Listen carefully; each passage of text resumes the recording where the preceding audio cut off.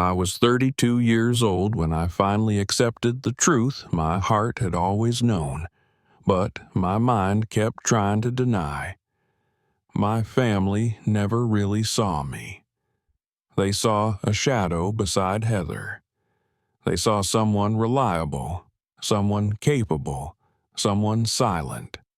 But they never saw me as a person worthy of celebration, and I guess I kept hoping one day they would. That hope cost me $32,000 and the deepest wound I've ever carried. Growing up in Milwaukee, our house was the kind you'd see in seasonal Hallmark cards: perfect hedges, front porch swings, a Labrador named Max. My parents, Elaine and Gerald, believed in structure, tradition, and image. Heather, my younger sister by 3 years, was their sunshine girl, golden hair, school musicals, spontaneous hugs. I, Sophia, was the one who brought home perfect report cards and disappeared into books. Even from a young age, I noticed the difference. When Heather got a B, it was a sign she was trying her best. When I got an A-, my mom would arch an eyebrow and say, "What happened?" I learned early on that being exceptional didn't mean being loved, it meant being useful. I left for college on a partial scholarship to Northwestern and later built a life in New York. I worked in financial consulting, lived in a studio in Chelsea, and built a circle of friends that felt warmer than any holiday back home. But despite the emotional frost I'd long felt from my family, I kept returning for every Thanksgiving, every Christmas, every birthday dinner where my achievements were politely mentioned and quickly eclipsed by Heather's latest whims: her new job as a wedding stylist, her new boyfriend, her trip to Tulum. My parents would smile like she'd invented joy itself. I played along. I always played along. Then I met Nathan. And, for the first time, someone looked at me like I wasn't invisible. He was kind, thoughtful, the sort of man who listened deeply, remembered details, and asked questions about things no one had ever cared to ask me. We met through work and slowly built a bond that felt like home. After 2 years together, he proposed during a rainy walk in Central Park, laughing as I tried to shield his suit jacket with a broken umbrella. I said yes, with tears streaming down my face, the rain and joy mixing into something unforgettable. We planned a destination wedding in Hawaii, not because of the aesthetics, though it was beautiful, but because that's where we had our first vacation together and fell in love more deeply than we knew was possible. We rented a private villa, booked flights for immediate family, and I personally covered the cost of travel, stay, and meals for my parents and Heather. $32,000. It was more than half my savings, but I did it because I thought, maybe this will be the turning point. Maybe when they see me in my wedding dress, they'll finally be proud. They RSVP'd, yes. They thanked me, albeit coldly. I told myself they just weren't expressive people. Heather seemed annoyed the wedding wasn't in Italy, but I brushed it off. I was marrying the love of my life. That would be enough. The weeks leading up to the wedding were a mix of bridal fittings and gentle worry. My mom didn't reply to messages promptly. My dad said things like, "We'll see," about flight confirmations. Heather posted Instagram stories of designer luggage sets. Then, one night 4 days before the ceremony, I received a notification that the tickets I'd purchased for them had been rebooked. Not to Hawaii, to Paris. At first, I thought it was a mistake. I called my mother. She didn't pick up. I called again. This time she answered. Her voice was sharp, defensive.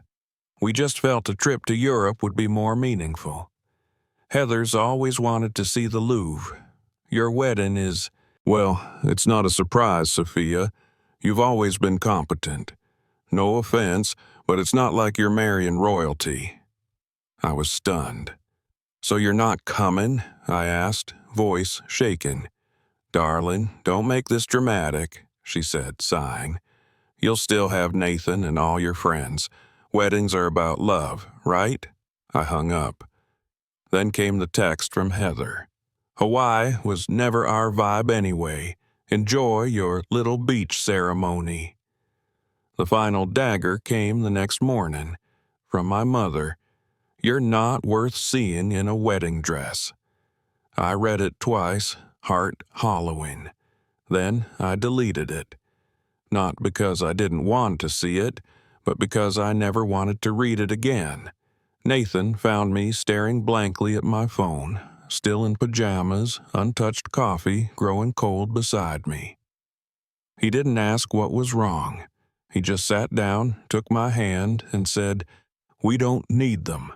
Not for this, not for anything." I cried in his arms for a full hour, not because they weren't coming, but because I'd let myself believe after years of evidence that they ever would. The next day, we flew to Hawaii alone. His parents were already there, waiting with open arms. His mom had brought a scrapbook she made for the occasion. His dad had printed out a list of wedding-themed dad jokes. The contrast made me ache, but it also soothed something in me. There were people who showed up, and that had to matter more.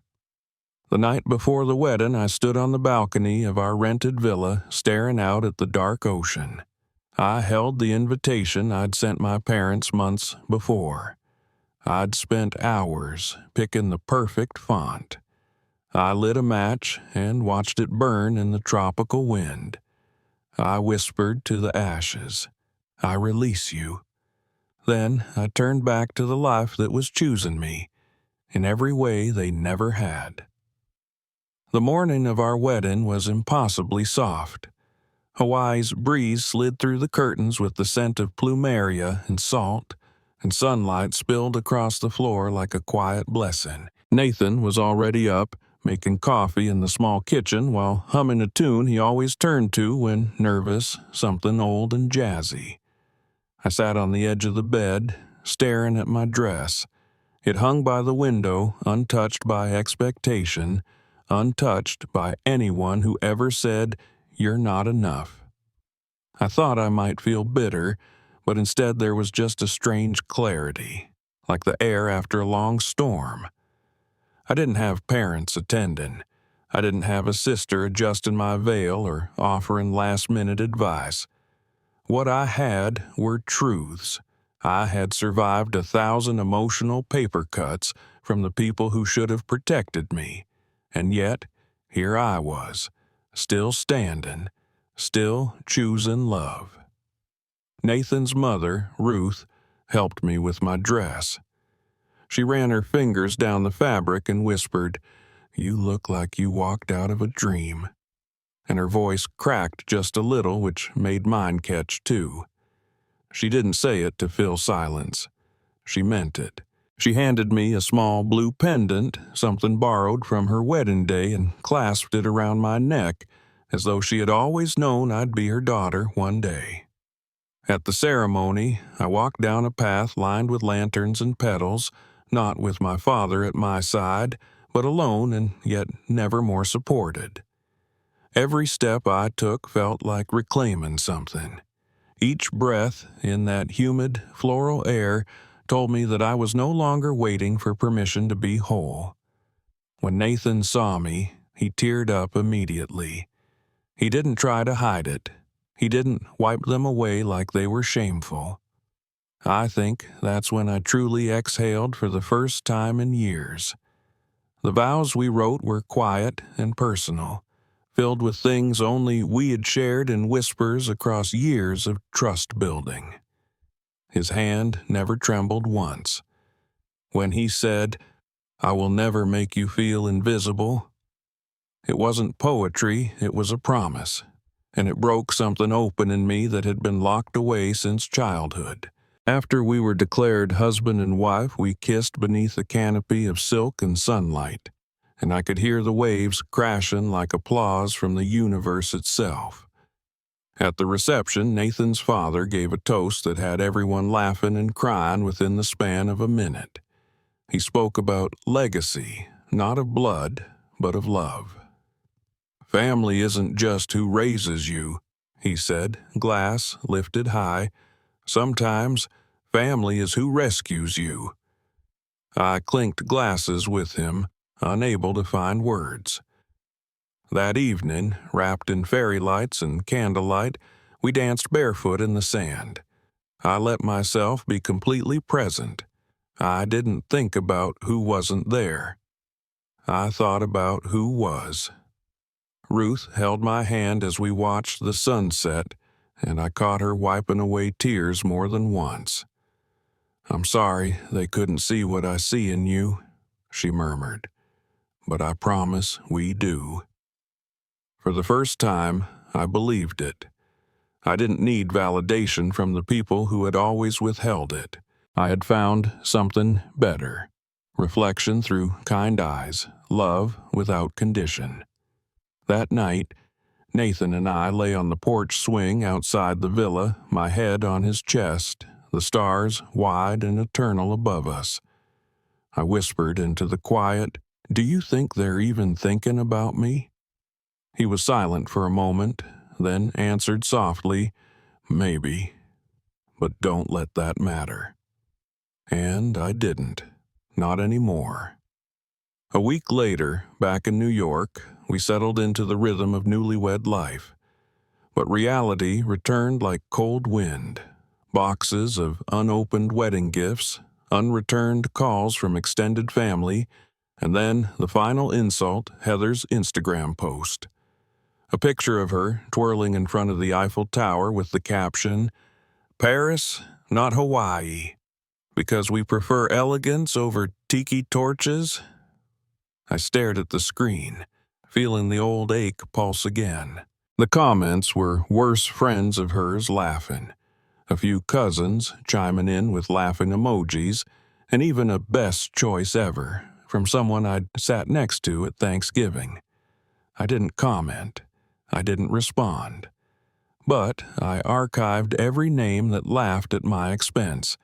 I would not forget who chose cruelty over conscience. Days later, a package arrived. No return address. Inside, my wedding invitation, torn in half, and a card that simply read, "You were always too sensitive." My hands trembled as I held it. The handwriting was unmistakable, my mother's. Nathan found me standing in the kitchen, gripping the card like it might bite. He took it gently, read it, then without a word fed it into the shredder. I watched it disappear into ribbons, and with it, something unspoken inside me finally unraveled. "They don't get to do this to you anymore," he said, and I nodded. I didn't cry. I felt clean, emptied of longing, emptied of illusions. From that moment on, I decided something quietly but irrevocably. I would write a new definition of family. It would be chosen. It would be honest. And above all, it would never ask me to shrink myself in order to belong. What I didn't know then was how deeply this choice would ripple, and how much it would change not just me, but everyone I allowed into my life from that day forward. Returning to our quiet apartment after the chaos of those weeks felt like slipping into warm water after a storm. But something inside me had shifted permanently. I didn't just feel wounded, I felt sharpened. I began noticing things with clearer eyes. The subtle ways some friends distanced themselves after the wedding, the silence from cousins who once asked me to design baby shower invitations for free, the way certain messages remained marked as seen with no response. It wasn't just family that had failed me, it was the entire web of people who benefited from my silence. I stopped reaching out. I stopped explaining. I stopped apologizing for having feelings that made others uncomfortable. My inbox became smaller, but so did my anxiety. I no longer lived on the edge of waiting for approval, for apology, for inclusion. I threw myself into my work with more focus than I'd ever known. Nathan encouraged every new project, celebrated every client win like it was his own, and pushed me gently when I began doubting myself. "You don't need to be perfect," he'd say. "You just need to be real." That reminder, simple as it was, began to heal a part of me that had long believed authenticity was a liability. Months passed. My portfolio grew. A client from Boston commissioned me to design the visual branding for a startup. Then a nonprofit in D.C. wanted help with a rebranding campaign. The world was beginning to see me. Not because of who my family was, but in spite of them. Then, one evening, 6 months after the wedding, Nathan came home holding a thick, cream-colored envelope. "It's from them," he said softly, placing it on the kitchen table. I stared at it. My parents' last name embossed in gold at the corner. My hands didn't reach for it. "You don't have to open it," he said, and for a while I didn't. I made tea, folded laundry, scrolled through a design blog, and finally, at 11:42 p.m., I sat down under the kitchen light and opened it. Inside was a letter from my father, 4 pages long. It began formally, like a business memo. "Sophia, your mother and I have taken time to reflect on recent events." No apology, no warmth, just a cold list of grievances, how disappointed they were in my behavior, how hurtful it had been for them to be excluded from the wedding, how ungrateful I'd always been, even as a child. And then the final paragraph, an offer. They would be willing to start over if I was prepared to reconsider the damaging narrative I'd been spreading. They called it reconciliation. I called it gaslighting. Nathan read the letter in silence, then looked at me. "This isn't an olive branch," he said. "It's a leash." I burned the letter that night. Every word curled into ash in our fireplace. I didn't take pictures. I didn't send a response. I simply let it die. After that, I stopped monitoring their lives through mutual contacts. I unfollowed, unsubscribed, disconnected. Each act was small, almost invisible, but it felt like reclaiming inches of my soul. One day I realized I hadn't thought of Heather in weeks. Not out of avoidance, but because she no longer occupied the space she once did. Her voice, once the loudest in my head, was now just a background noise I could choose to mute. My therapist once told me that grief isn't always about death. Sometimes it's about letting go of the fantasy that things could have been different, that if we'd just done more, been better, loved harder, we could have fixed what was broken. But the truth is, some people benefit from your brokenness. They thrive when you doubt yourself. They rely on the silence that shame breeds. And when you break that silence, when you name what happened, they will call you cruel. They will call you disloyal. They will call you ungrateful. But they will never call you wrong.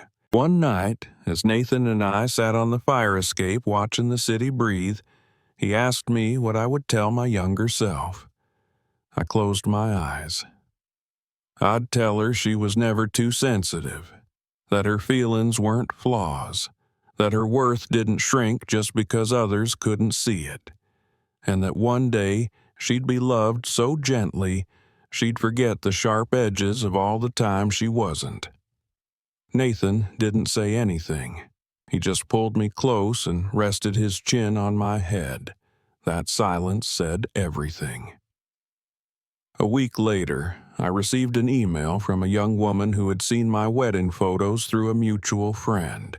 She wrote, "I don't know you, but your caption about choosing joy over tradition gave me courage. I'm estranged from my family too. Seeing you happy gave me hope." I stared at the message for a long time. It was the first time I realized that telling my truth didn't just free me, it might be freeing others too. That night, I opened a blank page and began writing. Not just design briefs or brand stories, my story. The full truth, the grief, the rage, the healing. I didn't know where it would lead, but I knew it had to be written not for them, not even for revenge, but for the girl I used to be. The one who thought being invisible was safer than being rejected. I owed her more, much more. A few months later, my story found a home on a small personal blog I'd quietly launched, more as a release than a platform. I called it The Unchosen Daughter.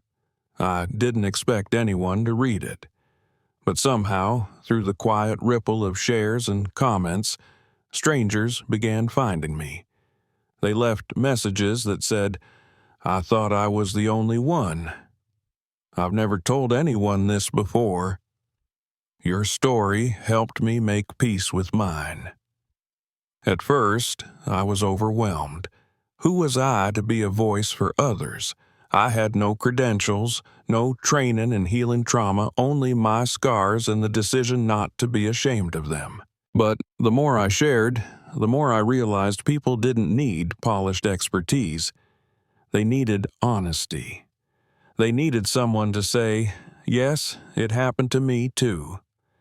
I was invited to speak on a small podcast about family estrangement, then another, and another. Soon, I was writing guest pieces for online magazines, not about design, but about surviving emotional abandonment, reclaiming identity, and finding self-worth beyond bloodlines.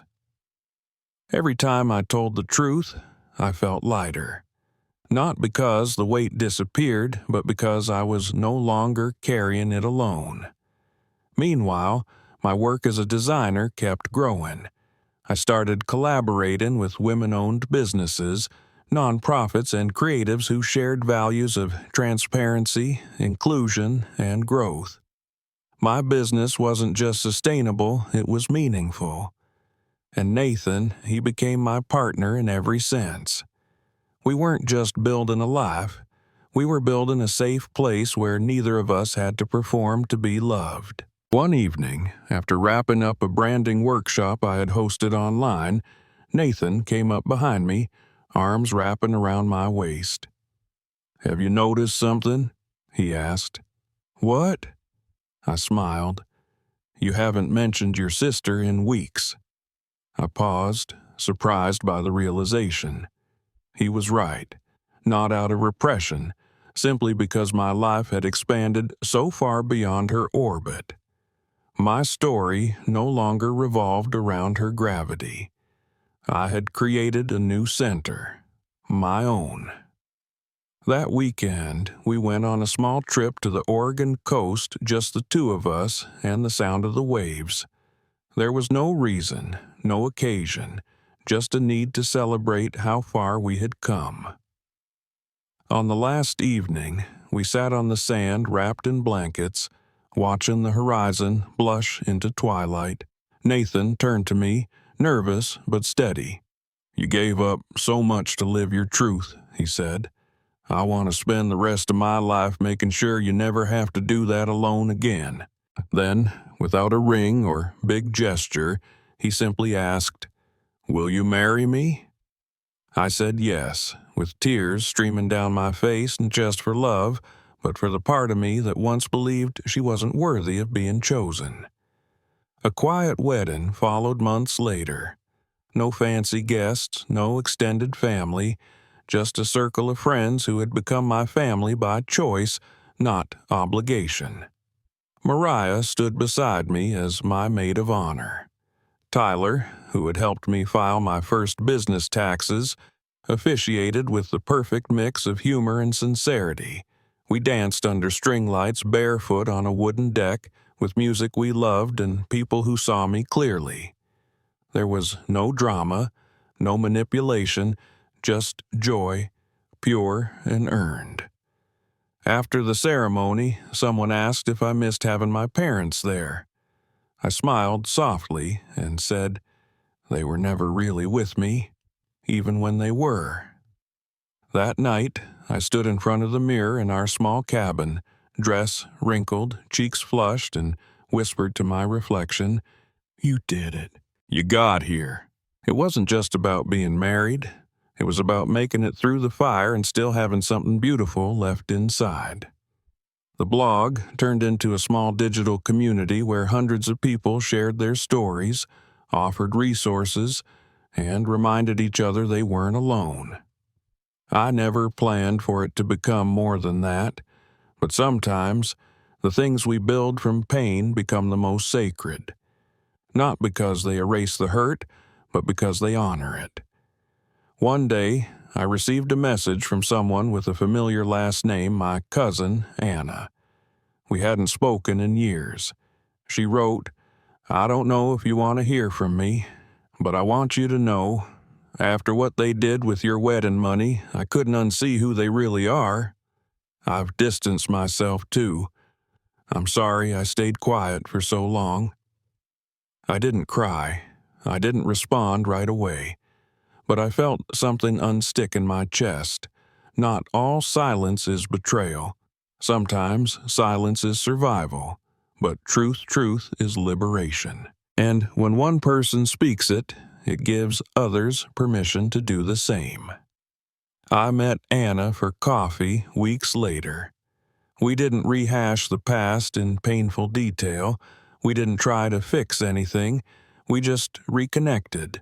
Slowly, carefully, honestly. And for the first time, I saw family as a possibility, not a burden. A year after that first wedding, I stood in a bookstore in Seattle, holding a proof copy of my first published memoir titled Not the Daughter They Wanted. On the dedication page, it read, "For the ones who had to choose themselves." The manager had invited me for a small author talk. 20 people came, not a crowd, but enough. After the reading, a woman in her 50s waited quietly until everyone had left. She hugged the book to her chest and said, "I haven't spoken to my parents in 30 years. I thought I was broken, but after hearing you, I think maybe I was just brave." I held her hand and whispered, "You still are." Walking back to the hotel, I realized something unexpected.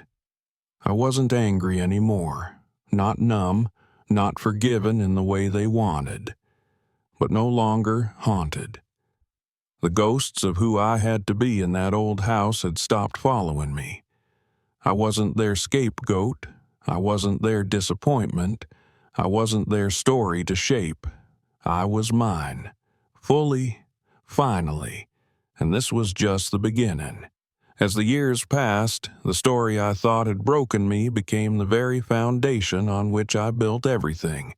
My design work grew beyond freelance gigs into a boutique agency with a team of 4, each of us drawn together by a shared belief that creativity wasn't just aesthetic, it was healing.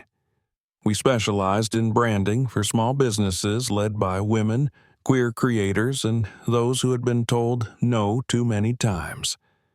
Every project felt like an act of defiance and affirmation. And through it all, Nathan remained my steady anchor, gentle, hilarious, endlessly supportive.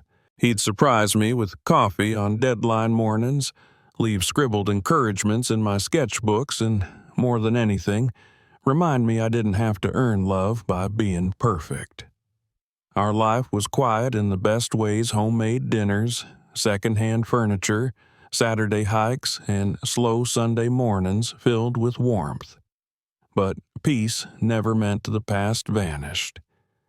Some nights I still woke from dreams of that house, the suffocating stillness, my mother's disappointed gaze. I'd find myself standing in the kitchen with a glass of water, heart racing, breath shallow. But now, instead of spiraling, I'd feel arms wrap around me from behind and a whisper in my ear. You're safe now. That was the difference. Safety. Not perfection. Not approval.